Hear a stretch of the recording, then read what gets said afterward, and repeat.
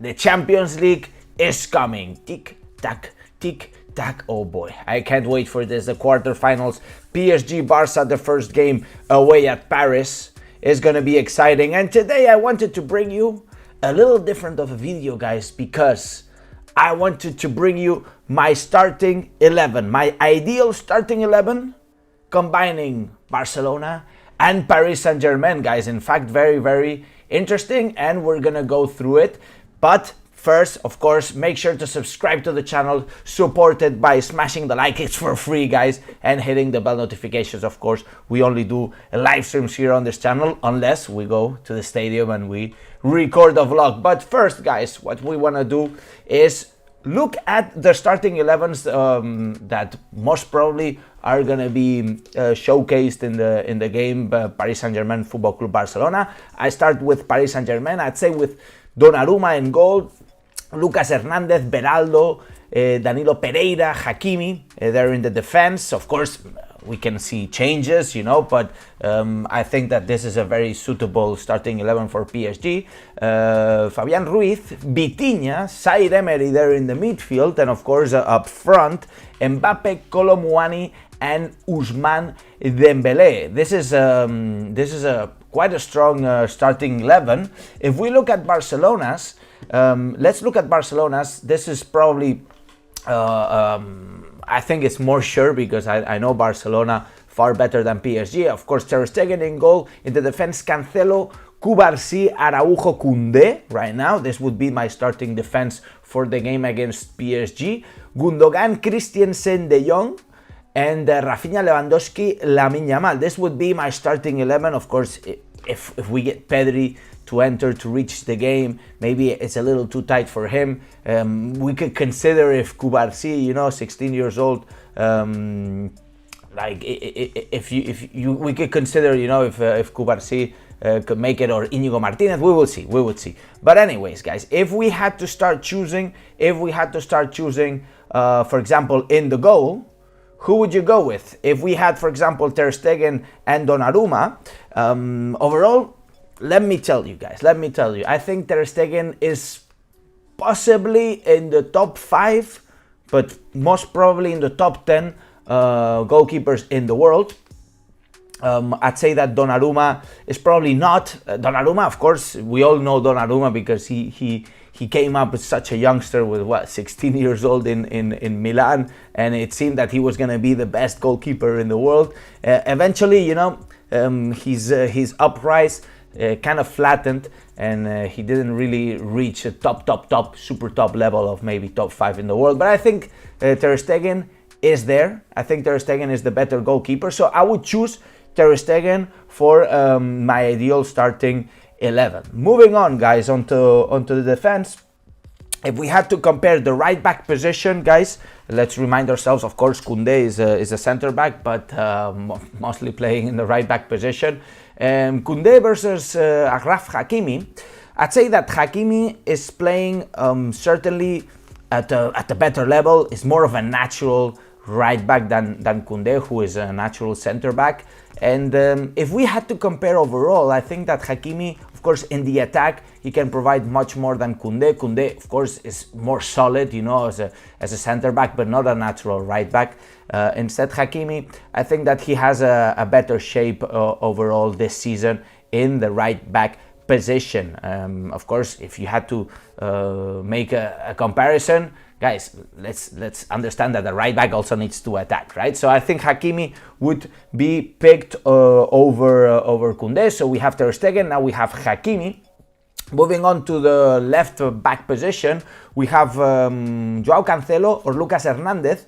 It's kind of a swap, like the opposites between the comparison that we just made between Koundé and Hakimi. In this case, the center back, the natural center back, is Lucas Hernandez, who's playing as a left back, and Cancelo, who's I'd say natural right back, we could say. He's playing more of a left back nowadays, and as a left back, Cancelo can really provide you as much things as a right back, to be honest. So if we have to get a package, same thing that I applied to Hakimi, I'll apply to Cancelo here.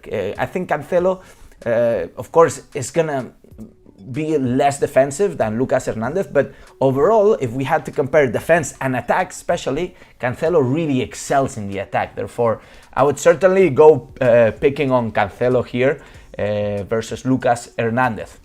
Moving on, guys, on the right center-back position, I picked Danilo here from PSG, Danilo Pereira, and of course Ronald Araujo. To me, there's no question here. There's no question. I think Ronald Araujo possibly the best center back of the Champions League by now. For the teams that are left in the Champions League, I'd say Ronald Araujo possibly top one center back. So there's not much to talk about here. Danilo doesn't get even close to the level of Ronald Araujo, and Ronald Araujo, incredible player.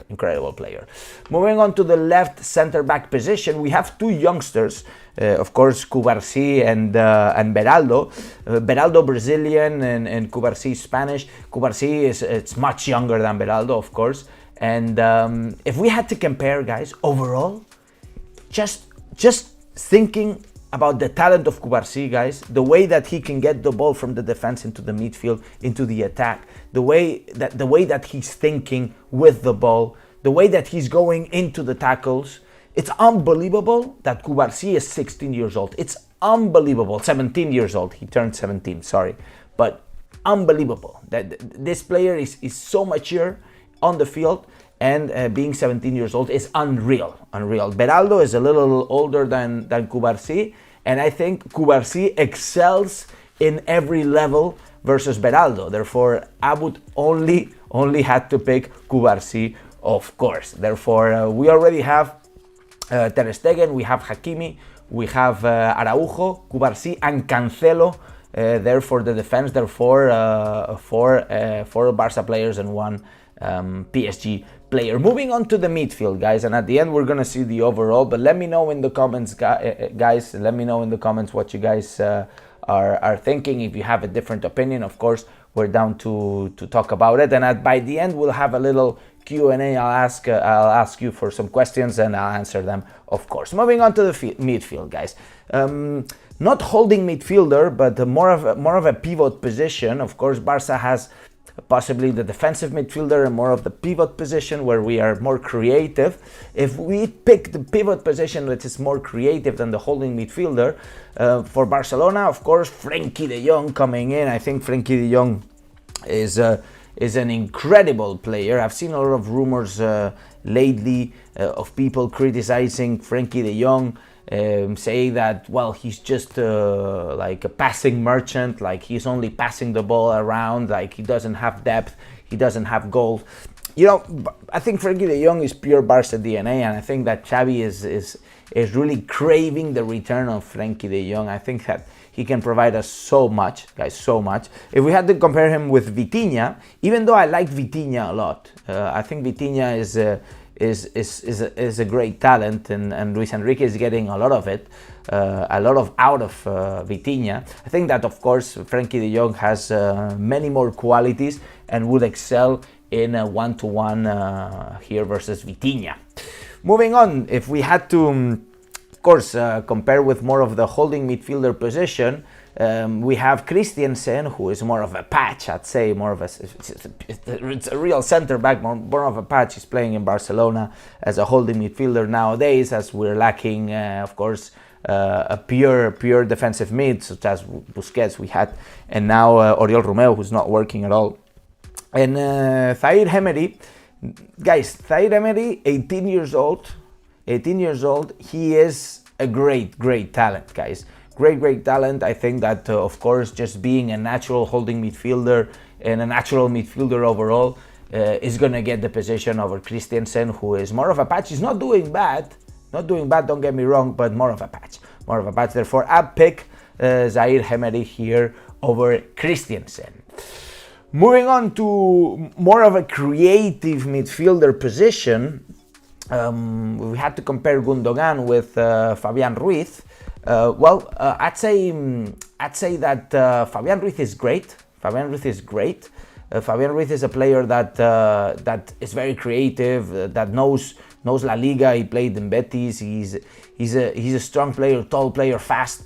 You know, it reminds me a little bit to Zidane, of course, like keeping the comparisons because, you know, Zidane is such a great player, but, you know, it has a little few things like Zidane used to have, you know. And Gundogan is more of a ball possessive player, right? But I think that overall Gundogan has, you know, the depth, the vision. I think Gundogan has more talent overall, of course, more experience. Gundogan is a little bit older than Fabian Ruiz, and certainly I think that if we get like pass accuracy, we get dangerous creation of dangerous attacks, I think that Gundogan is going to be over Fabian Ruiz. Therefore, let's pick Gundogan here. So in the midfield we have Frenkie de Jong, Zaire Emery, and now Gundogan himself. Moving on, guys, this is a little bit obvious one. Moving on to the attack, the top three, of course, both teams are playing 4-3-3. Moving on to the attack, I'd say, of course, if we had to compare Rafinha with MBAPPÉ, I think there's no question here. MBAPPÉ is possibly one of the best players in the world right now, if not the best. Let me tell you, if not the best. Possibly top 2 players in the world. MBAPPÉ on a good night can really control a full game. Not at the Messi level, because MBAPPÉ is more of a killer rather than a creative killer. That was Messi.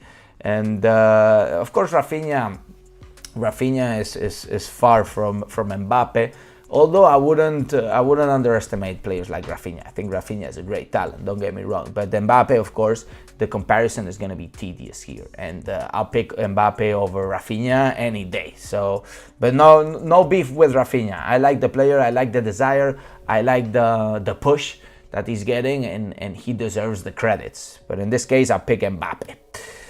Moving on to the center forward, guys. Many of you would think that MBAPPÉ would play center forward, but in PSG he's playing more of a right wing. In the center forward position, Luis Enrique is usually playing Kolo Muani. Many of you would remember Kolo Muani for the miss or the chance that he missed in the last minutes of the extra time in the final of the World Cup against Argentina, France versus Argentina, where Kolo Muani missed a pretty clear shot on goal, 1-1 versus the goalkeeper of Argentina, and Argentina ended up winning on the penalties, and Kolo Muani missed that shot. But Kolo Muani, I like Kolo Muani a lot, and the fact that he's young certainly has a lot of future ahead of him.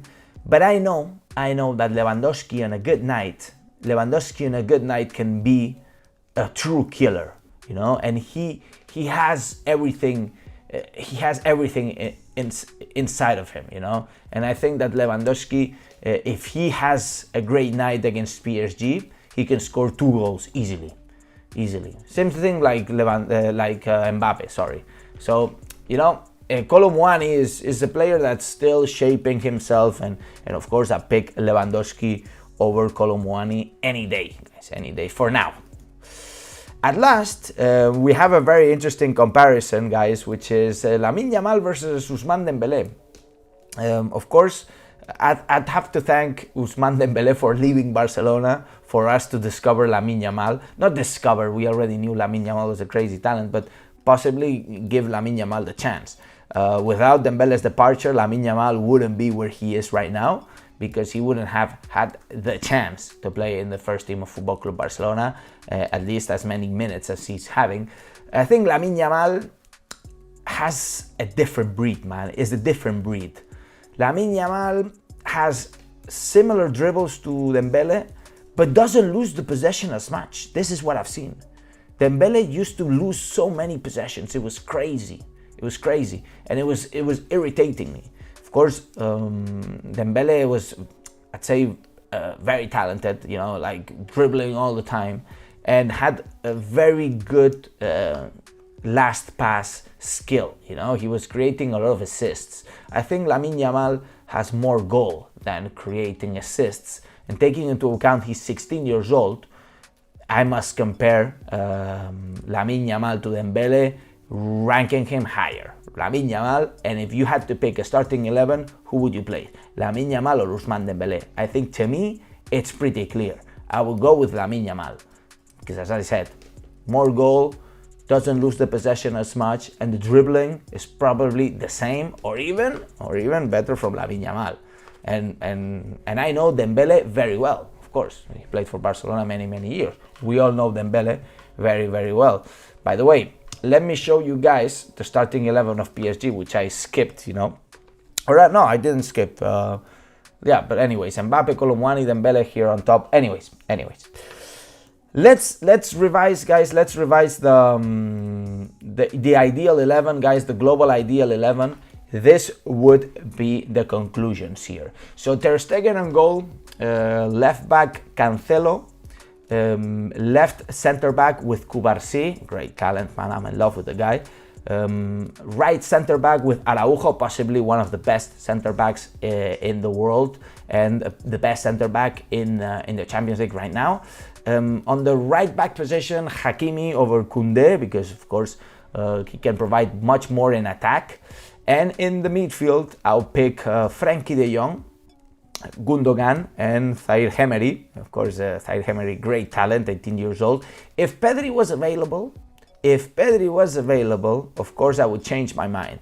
But I'm trying to stick to the reality here and to the availability of the players, which are we know the players. And if Gavi was available, things would change as well. Pedri, Gavi, it would be a different comparison. It would be Pedri versus Gavi, not Christensen with Zaire Emery, of course.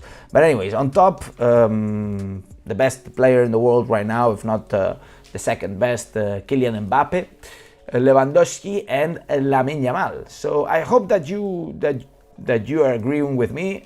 Of course, we can see different teams coming up on Wednesday. In men's game, guys, possibly the best game that we're going to be seeing on this season, the most important game for Barcelona in terms of motivation, in terms of finances. Great thing, guys, great thing is that Paris Saint-Germain played 2 games more than us in the last 10 days. Okay, so they played this weekend, where they drew against the last team in the League One, and they played they won they played the French Cup. Anyways, they played the French Cup and they played the La Ligue team, League One team. Sorry, a League One game. Sorry, I'm getting confused. But anyways, we didn't play during this last days. We're getting fresher than them.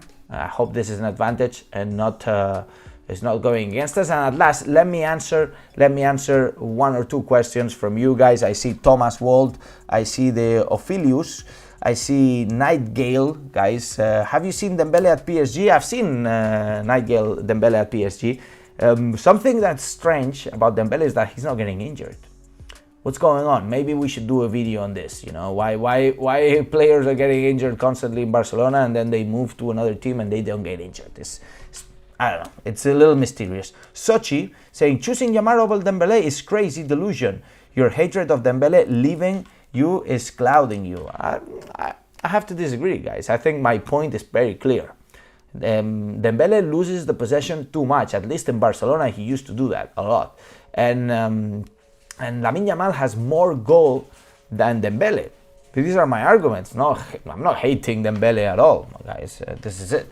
Big Joe says, hi Alex, what do you think will be the scoreline in the first leg? It's going to be very competed.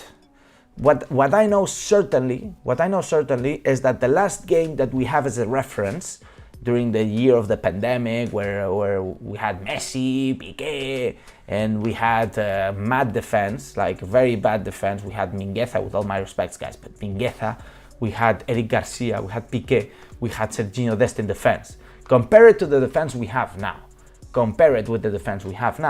And it's night and day. I think that right now we have a much better team than we had then. And certainly we're going to do better against PSG. We lost 4-1 during that game. So I have much more trust. But of course, I believe that we're still the underdog because the chemistry and the momentum of PSG is possibly better. The overall momentum,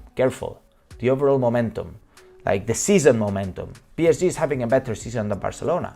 But if we look at immediate momentum, the short-term momentum, Barcelona is much better than PSG. And this is very positive. And of course, the immediate momentum is also there. Black Belt says, Fermin should start. Dembélé is so bad. Did you miss World Cup final? Well, no. I'm not talking about Dembélé here. I'm talking about Lamine Yamal. But anyways, Fermin could start. Easily start over Frankie de Jong because Fermin is coming in with a lot of momentum overall. And I'm really enjoying Fermin as a crazy talented player. But anyways, guys, I'll leave it here. It's been 20 minutes of a video. Thank you, everybody. Make sure to subscribe to the channel. It's a great support. And leave a like, big like. It's for free and supports, and we get the video trending. And you can also become a member of the channel. Special membership for special support to buy me a big coffee or a big lemon Fanta or whatever you want to call it. So guys, thank you so much. And now, and as I always say, Visca el Barça, Visca Catalunya, PSG. We're coming, baby. We're coming. And now, see you in the next video. Vamos.